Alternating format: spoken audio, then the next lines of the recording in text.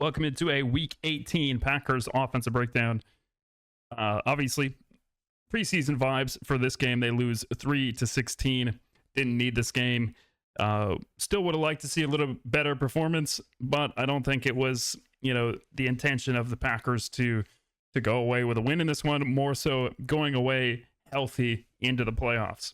So let's dive into the film right away. We're only going to look at 10 plays here. So first one is going to be a 3rd and 9. We're going to have a pass, intended out here. We're just going to look at Tune's footwork and also looking at Kennard here at right tackle. I think this is part of the reason this doesn't really work. Right? You have this anticipation. You can see based on the alignment of the back that this is not going to be a run. They're trying to attack out here. Right? You've got this depth on 3rd and 9. They want to get a block here, another block upfield, either the outside guy or the inside man, whoever is most dangerous, right? Trying to get some easy yardage. But we've got a couple issues. One with Kennard, he's going to take too far deep of a set for a quick screen. And then we're going to look at the footwork of Clayton Tune. It is just not smooth. The ball does not come out very quick. So we're going to see, how quickly he gets his feet set, or how slowly he gets his feet set. All right, he kind of gets the snap here, and then his turning doesn't really flip the hips very fast. And then Van Ginkel is able to bat that pass away, but it's mainly due to this depth by Kennard. He's given up way too much, hoping that Van Ginkel isn't going to get, past him into the quarterback. But usually, if it's a quick screen that's called, you have a certain protection where you're going to be attacking that edge. So you're going to be setting the line, right, further up, not allowing them to get in that passing lane. But instead, Van Ginkel gets his hand on it, incomplete on 3rd down, moving on. Here we are, one of the better runs of the day. Want to focus on Monk here at center. Really nice job on this combo block, which is going to get a nice lane for Brooks. Let's see the play first and then watch it from the trench angle. Let's see a nice big gain. I think if we've got a faster back, that could be an explosive game downhill because we get nice blocks by the receivers. All right, if he has the speed, he could be going to the house. 24 makes a nice tackle there, stops it for only 10 yards.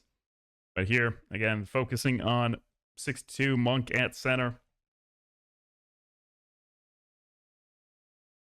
Getting on 97 first, helping that combo block, and then peeling off and getting to the backer. Meeting him head on. Right, gets pushed essentially from Belton's man, right, into the hip. So he falls over, but still ends up doing a very nice job to get that 10-yard gain for Chris Brooks. Minnesota loves putting all these guys up at the line. You can see it's supposed to be man coverage across the board, but this one is going to be a bluff, and it's going to get tuned to change the protection. And this is going to be a very tough matchup, having the tight end go on Dallas Turner. And this ball needs to come out super quick. If you've got that many guys, you can see Tune changes the protection here. All right, he's pointing it out, calling it out. Harrison Smith reacting, making sure that this defense can get into the right play call. See everyone else mimicking it. All right, all these players communicating, making sure they're getting into the right call. And this is a heck of a jump as well by Turner. All right, tight end, not even aware that Turner is basically even with him at this point. And that's just going to be an easy sack, and usually ends up being the guy who gave up the sack who recovers that forced fumble. We'll see it from this angle as well. This happens so fast. All right, Monk gets it, snap off. Have a 3-man slide here. And then you've got Turner just coming around the edge hot. Tune has no chance. Ball on the ground, but Dabney able to recover. And LaFleur does a good job here. 3rd and 6. Use the mobility of the quarterback. And you're going to see that look again, getting a lot of people up in the box. All right, looking like birds on a fence, man coverage across the board. All right, one way to get around this, all right, try to run outside and force everyone to kind of flow.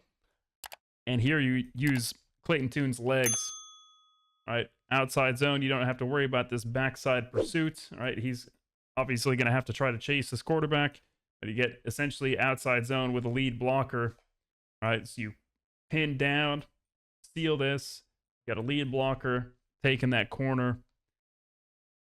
Chris Brooks getting downfield, Kennard getting downfield, right? I think if Kennard realizes at this point, right, before he looks to that corner to help here, I think if he just goes for this safety, this could be an even bigger play, but still a nice job. Nice play design by LaFleur using Clayton Tune and his legs, and we'll look at another one of his mobile plays later on.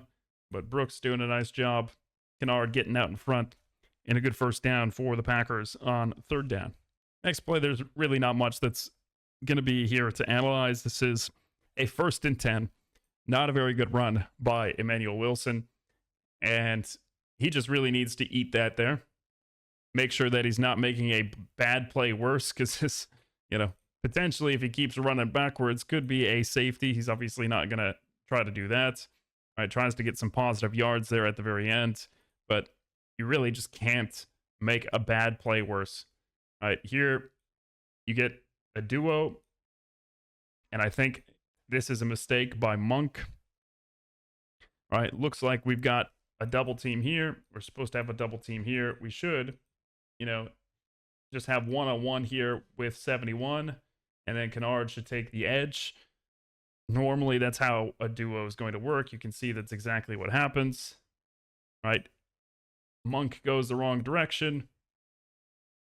You have a blitzer as well that's coming in with that run fit. So you've got two guys basically running free, and he should just eat that, take the -4, -5 yards.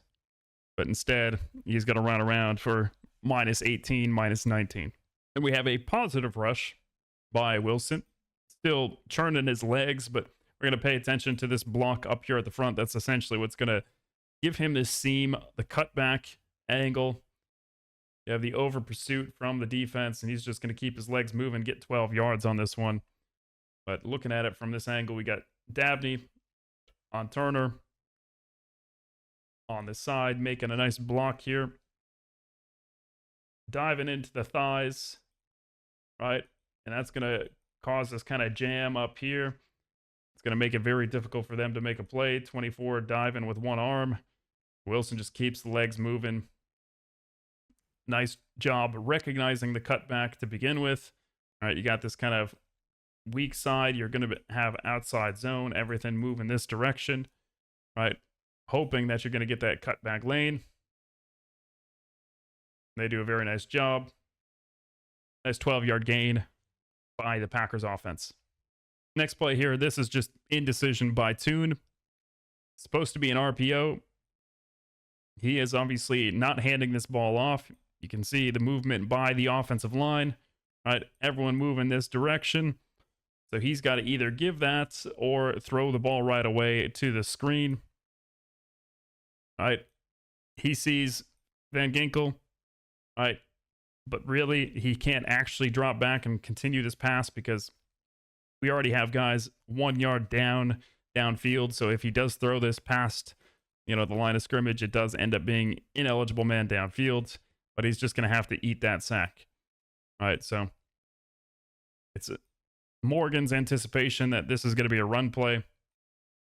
All right, so he's just trying to get in the way of Dallas Turner. He's not realizing that Tune is actually going to hold on to the ball for this long, so it's not really his fault on this sack. Of course, he might get the blame for it on the official stat tracking, but this is an RPO. This is on Clayton Tune, not just giving this ball in this situation. Right? Obviously, Van Ginkel batted a ball down earlier in the game, right? Trying to do it again, trying to get a pick six. And instead, he's going to have to eat that sack. Here, Tune has a good reaction after you bring pressure, right? They're going to overload the left side of the offensive line. And Tune's going to be able to recognize that. Nice, pocket. Nice job holding this up. and he's going to be able to scramble out and get decent yardage on this play. Right, just using that mobility, nice pump fake, getting up to the first down. So really nice job there by Toon, using that mobility. All right, just a couple more plays. This one, again, getting pressure, third down look. Seen it already. All right, so many guys up front thinking that it's going to be, they've shown the dropouts before. Now they're actually going to bring everyone. I don't really like, having the running back up here because it's evident that it's going to be a pass. But we'll see how this works out for the Packers. And we know that it's, going to be a sack because you've got a free runner. And I don't really like the play call necessarily. It's 3rd and 9. You know that you're going to get this kind of pressure look. But look at the depth on these routes. All right, you've got everything breaking beyond the sticks. All right, they're not really trusting the receivers to catch the ball quick and make a play with it. I know it's a little bit tough to do that, but you've got guys, out on an island. You've got kind of a quick out that you could do. Here you've got the quick, in, but it's still beyond the sticks when he's making his break. And by the time that happens, he's already got a guy in his face. All right, so there's just no way that Clayton Tune is even going to get the ball out in this situation when they send one extra and you're not able to get anything blocked up front. And it's a little bit tough for Jordan Morgan here. Generally, the pass protection rules that you're going to have, you've got a little guy here. You're anticipating that little guy is going to get picked up by someone else, right? So you're going to take the next big. All right, so he's going to slide. He's going to take Dallas Turner, anticipating, hey, this 26 is going to blitz. He could get picked up by the back, but because they bring this linebacker as well, right, the back is going to have to be responsible for inside out. So he's going to be 1 to 2. You've got a 3-man slide, moving out this way because you've got 3 guys here. One of them drops. So you end up having this, essentially a double team here. And this is not necessarily going to be the greatest, blocking in this situation or the pass protection. But of course, that's what the Flores defense does, is it stresses your pass protection rules when you're given a certain look. Then the last play that I want to talk about is just looking at Golden down here at the bottom.